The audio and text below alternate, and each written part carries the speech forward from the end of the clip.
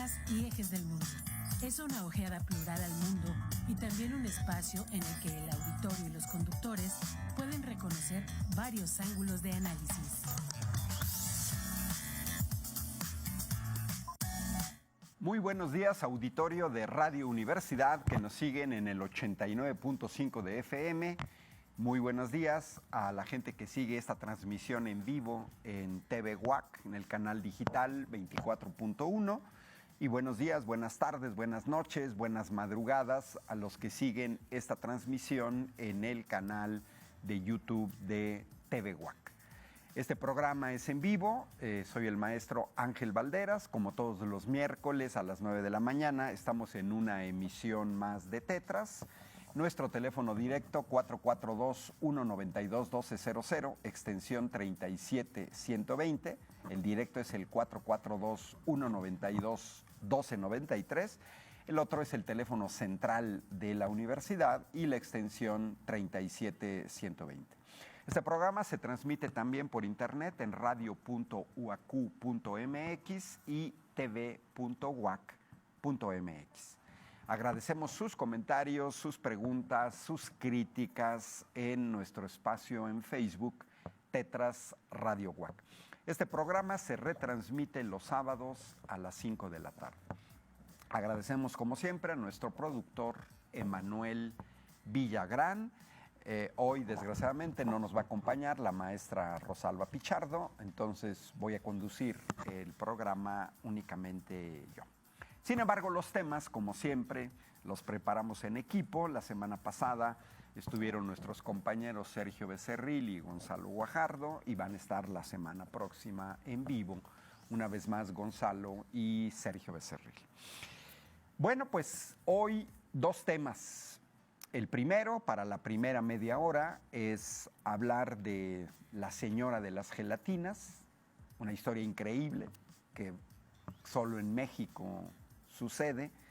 Y en la segunda mitad, algo más serio. Bueno, las dos cosas son serias, pero digamos algo que tiene que ver con muy serio, muy relevante para 5 millones de personas en México, que son los últimos resultados del INEGI, que muestran la disminución de 5 millones de pobres. 5 millones de pobres, 5 millones de personas que han dejado la pobreza en lo que va del sexenio, de 2018 a 2022.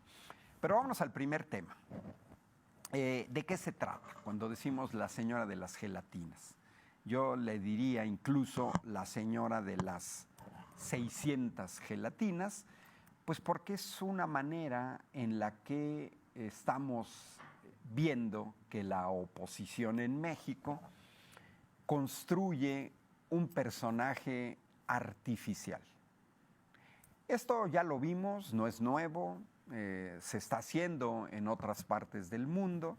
A veces, ahora sí que como usando el término de las gelatinas, a veces cuajan, a veces no. Por ahí anda un argentino, Milei, que pasan del espectáculo a la política. Desapareció, por ejemplo, del escenario político mexicano, alguien que había manifestado de manera continua desde hace meses su intención de pelear la presidencia de la República. Me refiero a la senadora Lili Téllez, que como por arte de magia, todos estos meses en los que manifestó que quería ser la presidenta de la República, que iba a meter a Andrés Manuel López Obrador a la cárcel, que ella era el mejor perfil, etcétera, desapareció del mapa. Extraño. Muy extraño que alguien que durante meses estuvo en la palestra, en todos lados, decía, se le abrieron las puertas de múltiples medios para decir que ella iba a ser la candidata a la presidencia de la República por la alianza PAN-PRI-PRD, panista, que se sumó a la fracción panista del Senado, desaparece. Esto no es normal. No es normal que alguien desee, aspire y luego pareciera ser que alguien o algunas le dan la orden de que ella no va. Y la señora sale simplemente a decir que no va. Le pusieron un requisito, según ella, inalcanzable, que era conseguir 170,000 firmas. Y salió en un tuit, que es su tuit de despedida, porque ya no se le ve, en donde dice que ese requisito era casi imposible de cumplir. 170,000 firmas. El actual presidente de la República ganó las elecciones con 30 millones de votos. Y alguien que quiere ser presidente de la República señala que no puede conseguir 170,000 apoyos. Y vas a una elección donde pues, tienes que sacar al menos 25 millones de votos. Es algo muy contradictorio. O sea, no puedo conseguir 170,000 firmas, pero sí 25 millones de votos. No se da. Desapareció y parte de esta operación muy mediática de inflar a candidatas de la oposición se da a partir de que una mujer pudiera ser la candidata de Morena a la presidencia de la República, la doctora Claudia Sheinbaum, ex jefa de gobierno de la Ciudad de México. A partir de ahí, la oposición se nota, se fue evidente en los medios por la apertura, las entrevistas, comenzaron a buscar una mujer. En teoría, quien debería ser el candidato más fuerte de la oposición a la presidencia de la República, pues es el actual jefe, por decirlo así, del Parlamento, el presidente de la Cámara, Santiago Krill, exsecretario de Gobernación de Vicente Fox. En teoría, él era el candidato más fuerte. Y tuvo incluso debates con Lili Téllez, antes de que entrara esta tercera persona, que no podemos decir tercera y última, porque no se sabe quiénes realmente están tomando las decisiones. Por lo que hemos estado observando, utilizan a las personas, las quitan, las ponen en la palestra, las quitan, detonan operaciones mediáticas. Por ejemplo, la senadora Xóchitl Gálvez ha tenido en los últimos días más de 200 entrevistas en medios. Eso no es normal, que de la noche a la mañana alguien tenga 200 entrevistas. Y ahí anda Santiago Krill tristeando un discurso agresivo en contra del presidente de la República, cuando él mismo se da cuenta que prácticamente lo estaban bajando de la candidatura. Todavía lo está intentando por si sucede algo en el que haya necesidad de quienes toman las decisiones de poder quitar a la senadora Xóchitl Gálvez, que es alguien que no había manifestado en los meses pasados su intención de pelear la presidencia de la República. Ella misma lo ha dicho con sus propias palabras, que ella no estaba en el radar. Y pues no estaba en el radar porque ella no había manifestado su interés. Sería interesante preguntar, ¿y a partir de cuándo nace el interés para ser presidente de la República? Me despierto un día en la mañana y digo, quiero ser candidato, y entonces ya voy a ser candidato. ¿Es así como se construye una candidatura a la presidencia de la República? Alguien que además no ganó una elección, porque Xóchitl Gálvez es senadora plurinominal, no ganó su lugar en el Senado mediante una elección. Y bueno, estamos ante la búsqueda por parte de la oposición de un personaje que pudiera enfrentar eventualmente a la doctora Claudia Sheinbaum en caso de que sea la doctora Claudia Sheinbaum la candidata a la presidencia de la República. Bueno, pues los que tenemos más edad ya lo vimos, los jóvenes no. Por ejemplo, mis alumnos de 20 años de edad, pues nacieron en el 2003. Entonces ellos no vieron esto. Es más, los que tenían 10 años en el 2000, para haber visto la operación que hoy estamos viendo, que hoy se repite, pues a lo mejor uno tendría que tenido 20 años en el año 2000. Hoy se tendrían 43 años. Pues personas de 40 años hacia arriba, esto que estamos viendo con Xóchitl Gálvez, ya lo vimos con Vicente Fox en el año 2000, la creación de un personaje mediático, cero consistencia política, que se presenta como alguien fresco, como alguien novedoso, como un producto que se vende, como un nuevo producto en el mercado. Al país le fue como en feria, el sexenio de Vicente Fox fue un fracaso, los panistas gobernaron muy mal el país, tan mal gobernaron el país que perdieron las elecciones en 2006, pero en contubernio con el PRI hicieron fraude electoral para imponer a Felipe Calderón.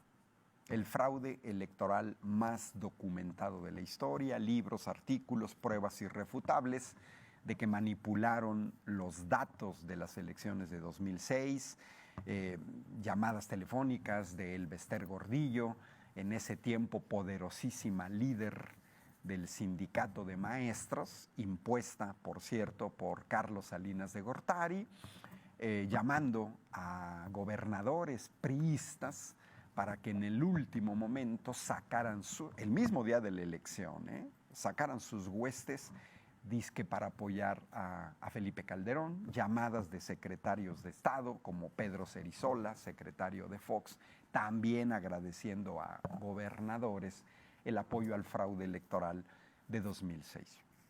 Y luego ya lo vimos, en 2006 entra un narcogobierno, del cual se puede decir totalmente, no es un insulto, es un narcogobierno, que tuvo ni más ni menos que en la Secretaría de Seguridad a alguien que ya fue condenado por narco en Nueva York, pero que además toda la cúpula de la Secretaría de Seguridad de Felipe Calderón, la mayoría o muchos personajes, o fueron asesinados por reyertas entre grupos de la delincuencia organizada o están en la cárcel, y algunos prófugos, ¿no?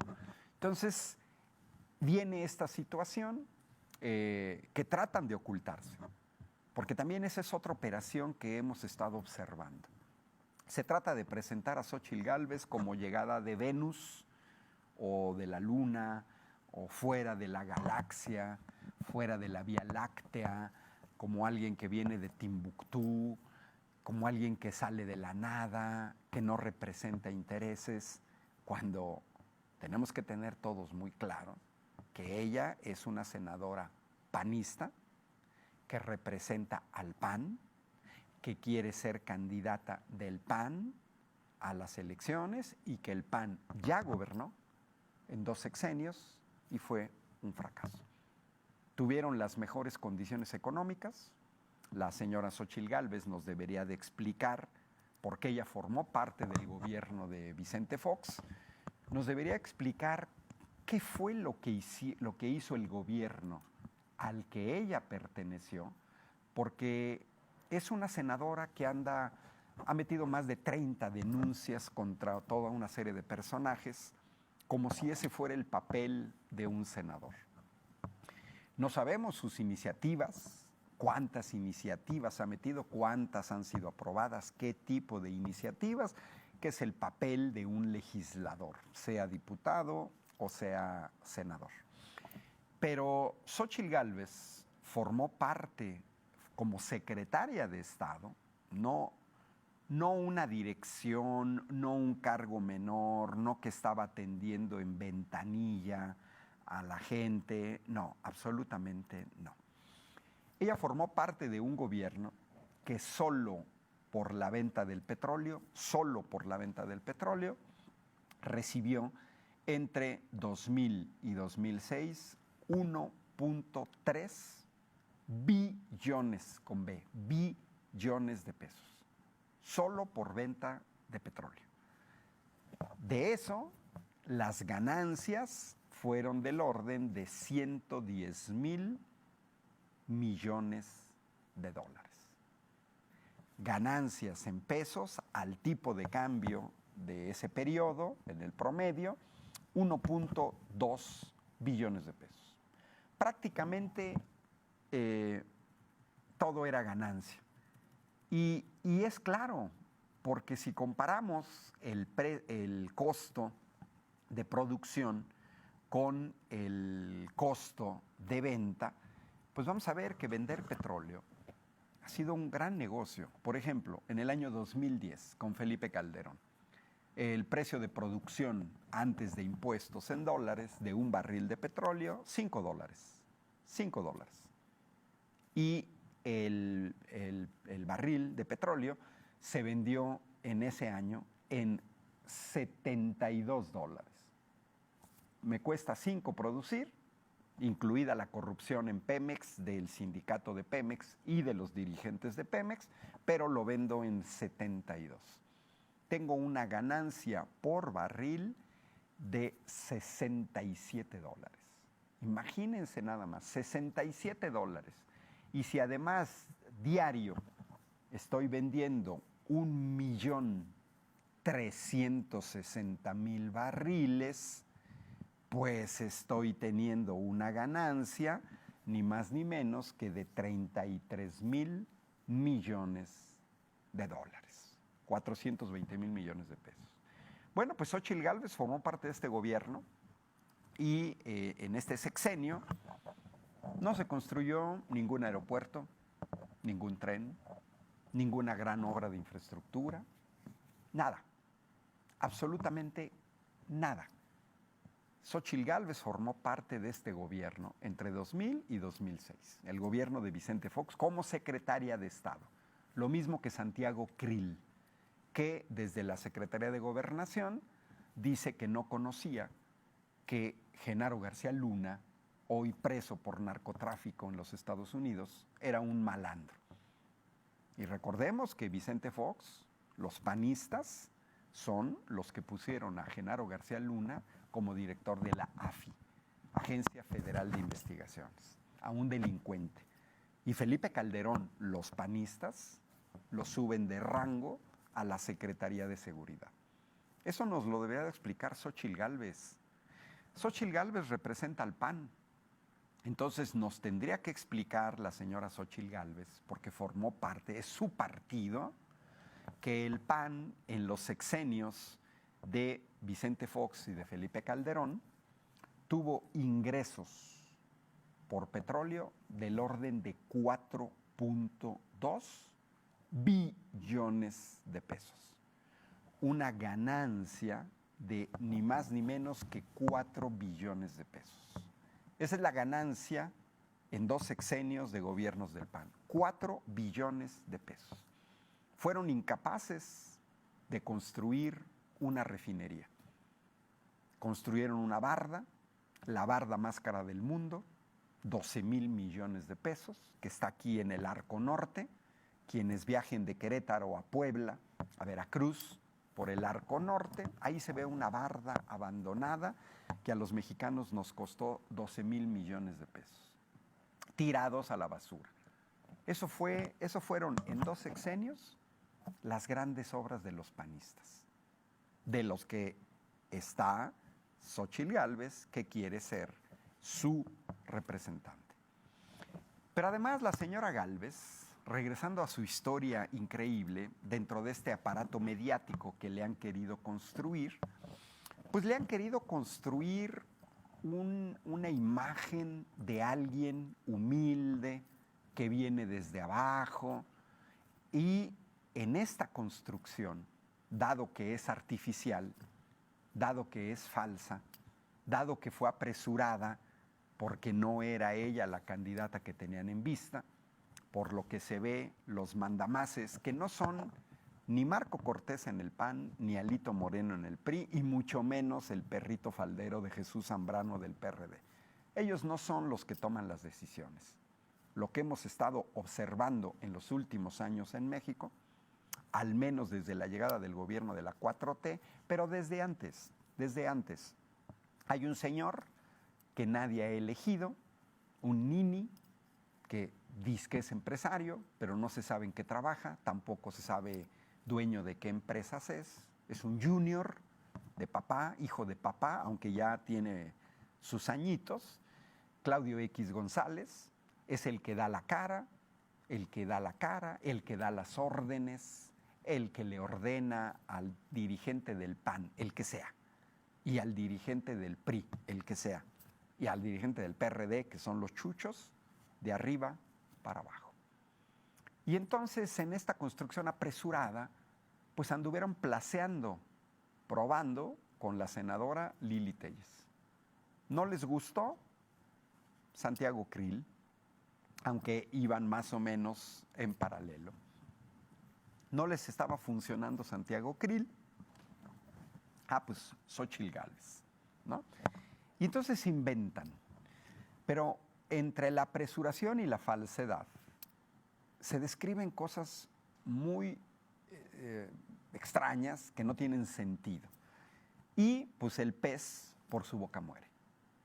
Por ejemplo, la señora Xóchitl Gálvez en diferentes entrevistas, yo vi una con Adela Micha, vi una presentación que tuvo en algún foro en donde la señora, ella en el foro, dice que vendía 600 gelatinas diarias.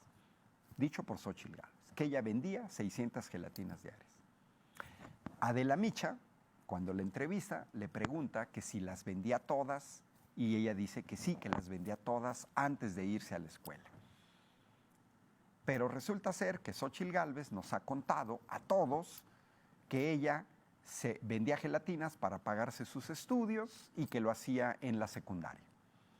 Pero que en Tepatepec, que es la cabecera municipal del municipio de Francisco y Madero, aquí en Hidalgo, ella dice que en ese tiempo no había secundaria y que entonces se tenía que ir todos los días a Mixquiahuala. Bueno, más o menos en esos años, aquí los que estudiamos en la secundaria federal 1, en la secundaria federal 2, pues sabemos que las secundarias federales en México tienen doble turno, en la mañana y en la tarde. La señora no iba en la tarde a la secundaria, porque ella dice que en la tarde preparaba sus 600 gelatinas, para las cuales, por cierto, se requieren 60 litros diarios de agua, 3 garrafones, 60 litros diarios, y entonces las vendía antes de irse a la escuela. ¿Y qué no checa? Pues no checa, yo lo hice el experimento, me llamó la atención, enseño matemáticas, soy formador de recursos humanos, pues me fui a comprar una típica gelatina. Y fui a mi casa y la pesé con una balanza de precisión, de las que se utilizan en la cocina para hacer alguna receta. Pues tal gelatina pesó 147 gramos, una gelatina, 147 gramos. 600 gelatinas, 88 kilos. Pero además esas gelatinas hay que transportarlas. Y entonces me metí a buscar en Mercado Libre si había transportadores de gelatinas y cuántas gelatinas podrían caber. 54 gelatinas. Esos transportadores para transportar 600 gelatinas se requerirían 12 transportadores, 12 vitrinas.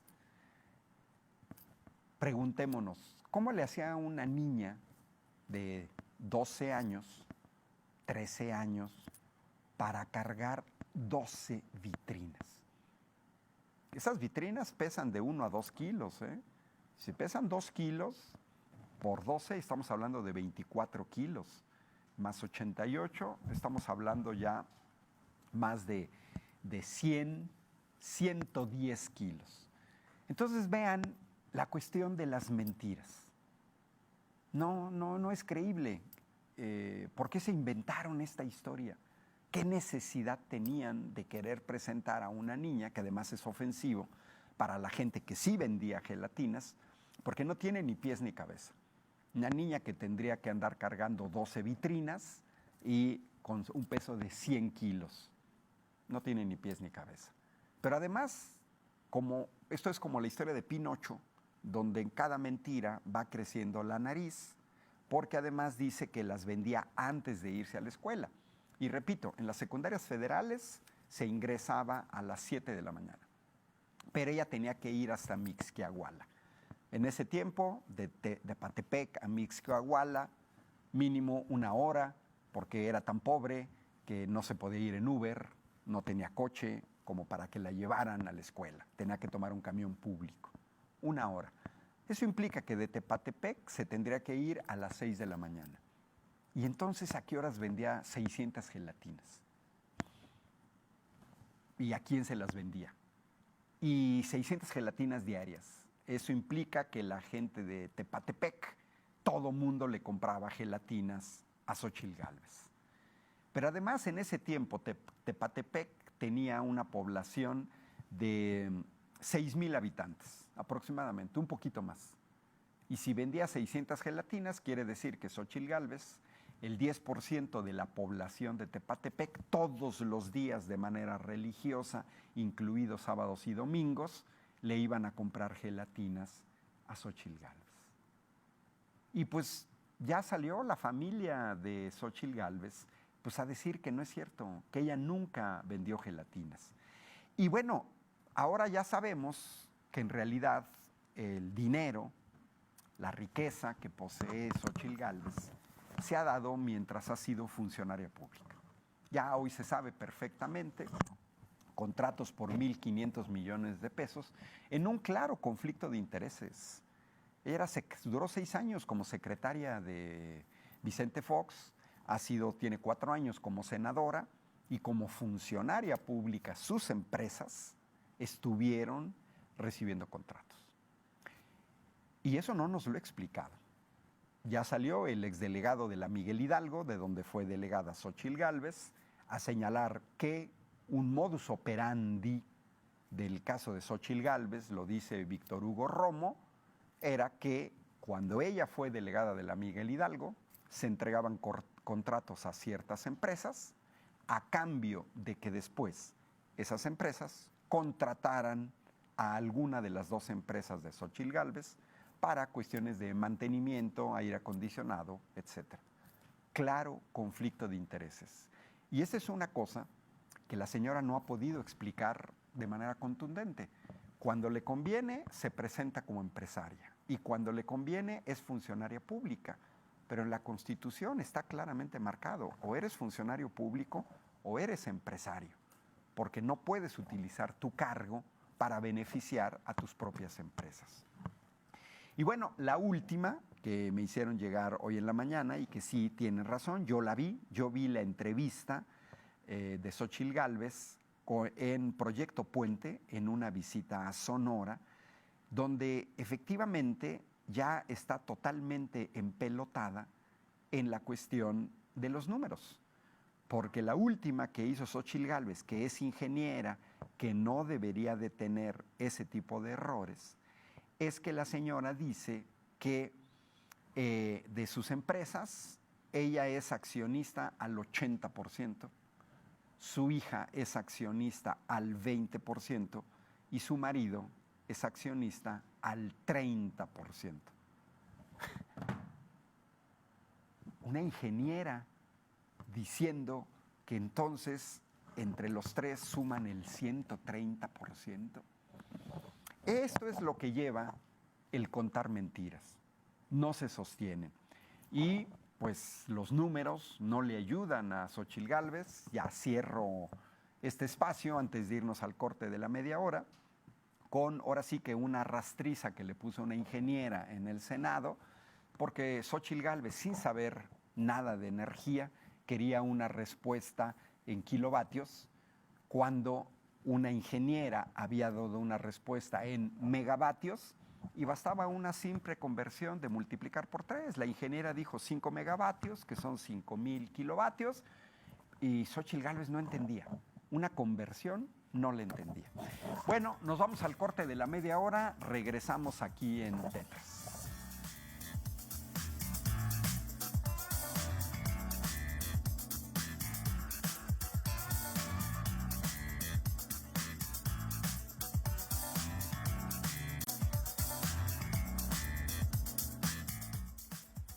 Muy buenos días, regresamos aquí en Tetras en este 2 de agosto de 2023. Es una emisión más, estamos aquí todos los miércoles de 9 a 10 de la mañana desde el 2009, desde hace 14 años. Agradecemos a la gente que se comunica, Martín Carrasco de La Negreta, sobre lo que señalamos de las gelatinas, de la increíble historia de las 600 gelatinas de Xóchitl Gálvez. Porque yo creo que lo que no se le da son los números a la senadora Gálvez. Desde el momento en que dijo 600 gelatinas y le exageró, creo que ahí cayó. Se refiere a que San Xochitl Gálvez, quizás sus gelatinas eran elaboradas con caviar para ganar tanto dinero. Pero además señala Hugo Arango, tiene toda la razón, que infringió la ley Xóchitl Gálvez y eso es innegable. Si alguna corcholata estuviera en esa situación, los medios masivos de desinformación tendrían todos los días artículos a 8 columnas sobre el tema. Efectivamente, Hugo Arango, los grandes medios de comunicación se han quedado callados ante este claro conflicto de intereses que hay que señalarlo. En otras partes del mundo implicaría la renuncia inmediata de la senadora Gálvez, porque además ya se descubrió que ocultó en sus declaraciones que era dueña de 2 empresas y que además no le dan los números.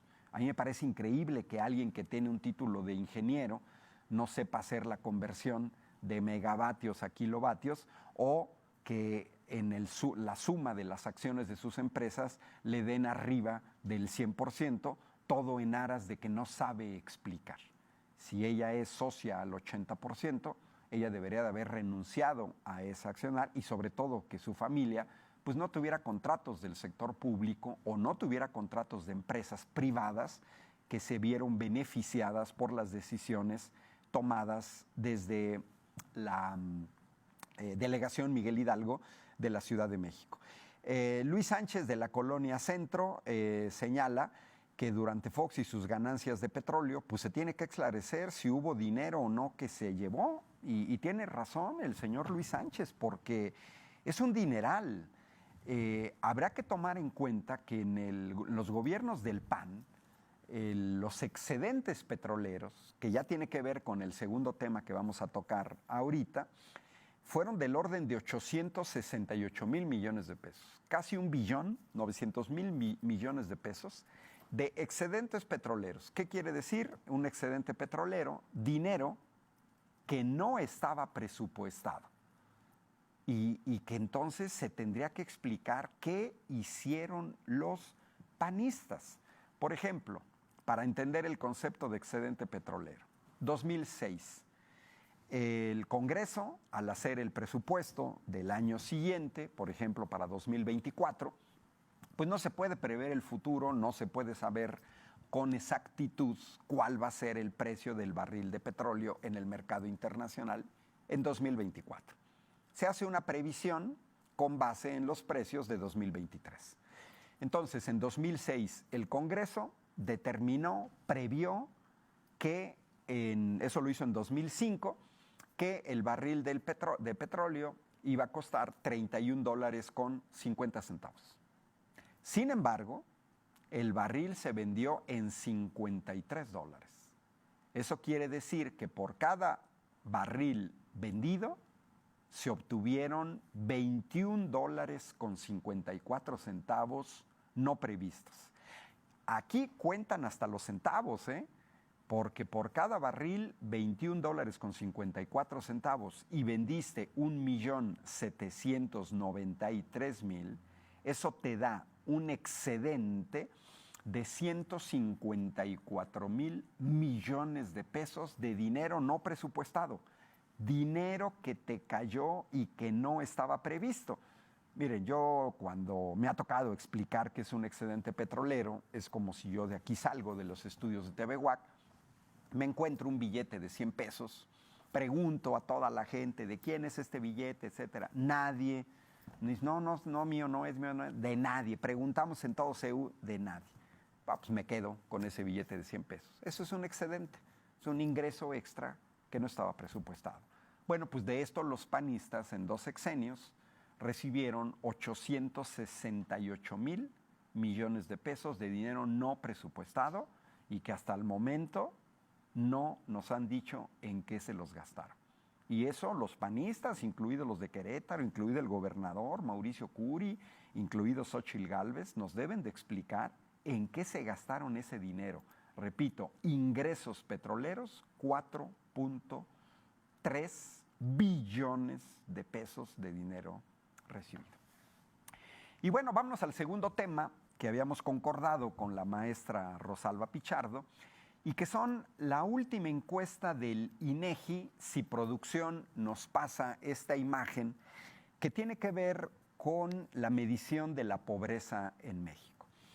En esta gráfica del INEGI, que vamos a ver en un momento, los que están en televisión, muchas gracias, los que están en radio se las describimos, viene de Coneval, que es el organismo que mide todos los datos relativos a la pobreza. Se presenta el histórico de 1992 a 2022, es decir, los últimos 30 años, en donde viene la pobreza total, que es lo que realmente interesa, y viene también la pobreza extrema, y en donde observamos cómo a partir de 2018, para 2022, se redujo el porcentaje de la población total en pobreza, se redujo del 53 al 43%, un 10% menos, que significan 5 millones de pobres menos. Si observamos los que están viendo esa gráfica, se las describo a los que siguen esta transmisión en radio, la pobreza tanto alimentaria, extrema y la pobreza total alcanzó un máximo en este país en 1996.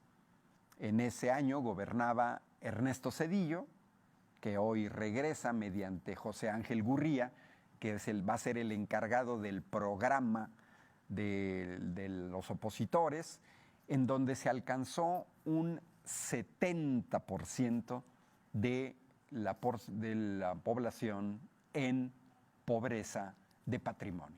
70%. Y casi un 40% en pobreza alimentaria. Esos índices de pobreza fueron disminuyendo, pero no tanto, hasta el 2006, en el que la pobreza de patrimonio llegó a un 42%, pero a partir del sexenio de Felipe Calderón y de Enrique Peña Nieto, se volvió a incrementar en 10 puntos porcentuales, del 42 al 53%. Y lo mismo sucedió con la pobreza alimentaria. Volvió a aumentar con el sexenio de Felipe Calderón, que se gastó un gran dinero en armas, en una supuesta guerra al narco que nunca existió, y que llegó al 17.2% de la población en pobreza alimentaria y se redujo al 12.1%. Gracias a producción por la imagen. Y esto es muy relevante para todo el país. Este eslogan de Andrés Manuel López Obrador en la campaña del año 2006, por el bien de todo, primero los pobres, se tergiversó. Porque lo primero que dice es por el bien de todos, todos y todas, todos, por el bien de todos, primero los pobres. Si disminuye la pobreza, disminuyen las causas para que alguien se convierta en delincuente. ¿Por qué? Pues porque tengo cubiertas mis necesidades básicas.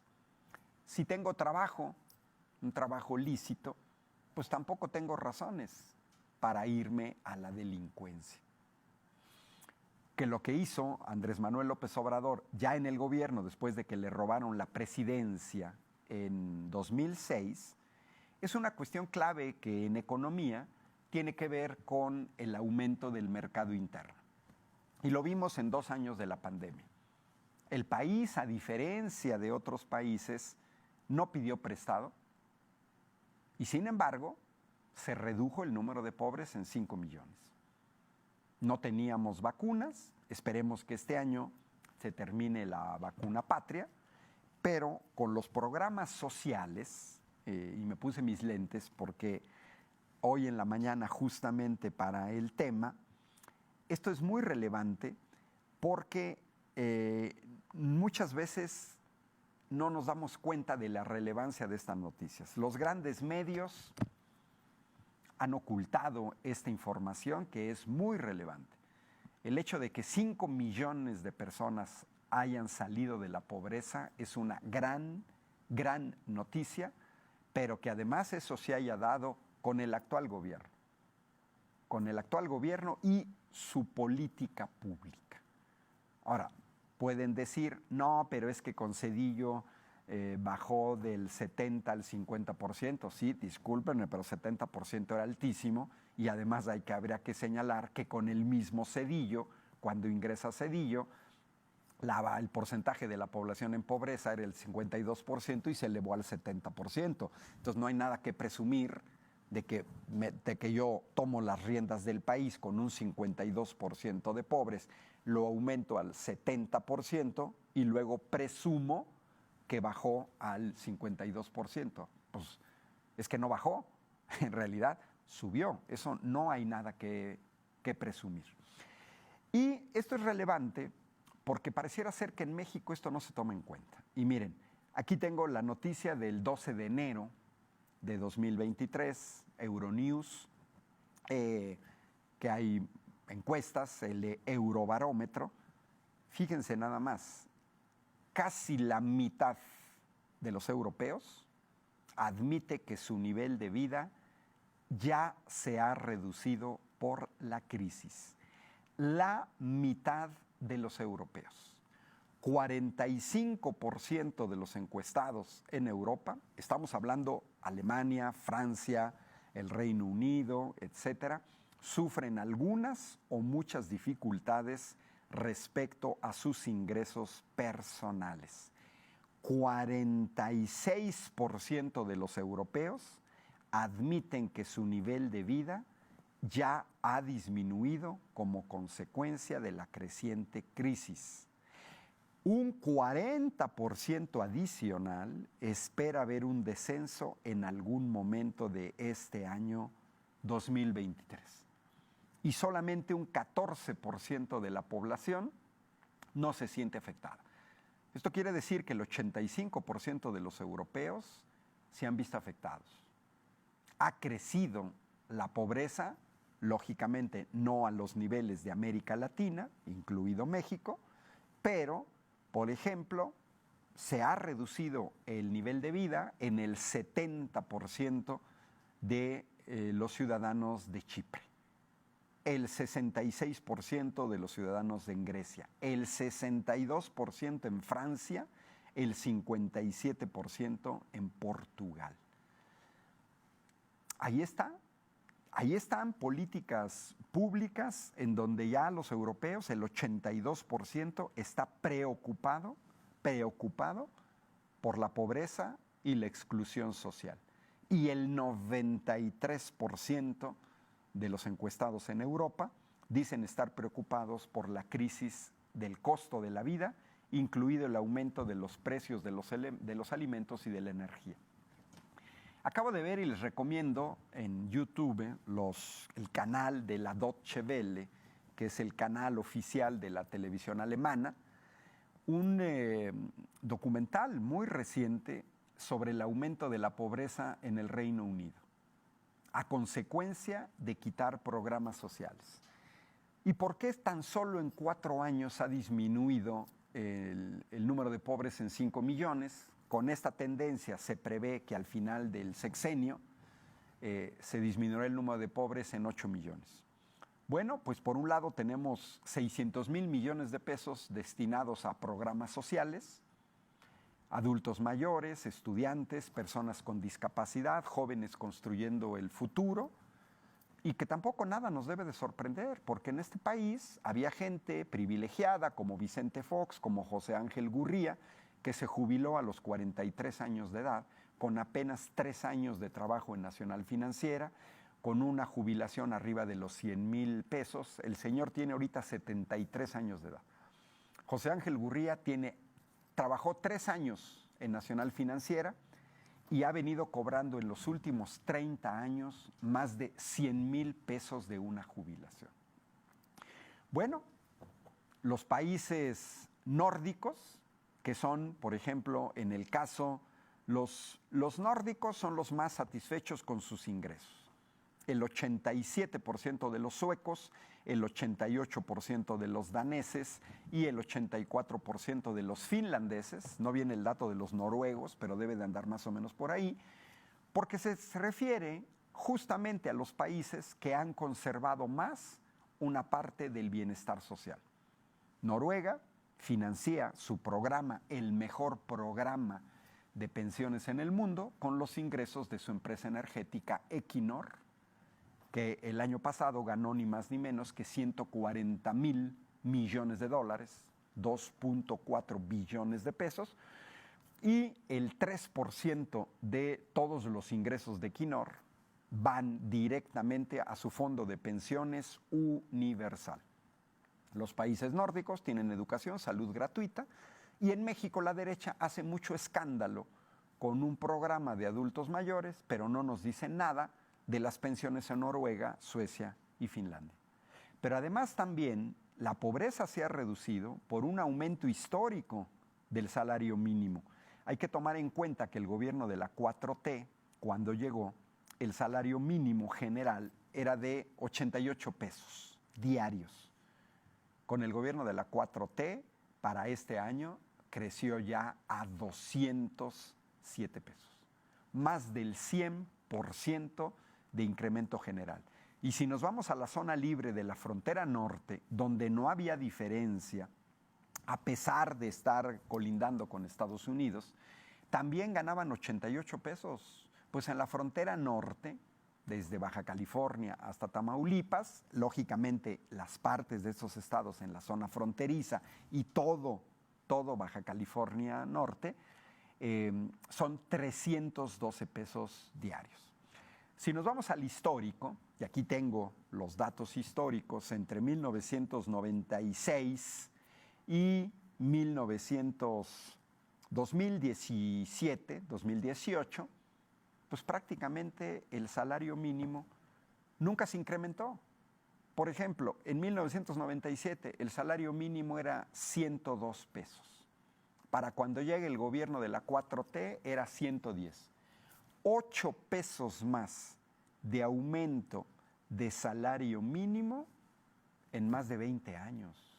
En 20 años en este país prácticamente no aumentó el salario mínimo.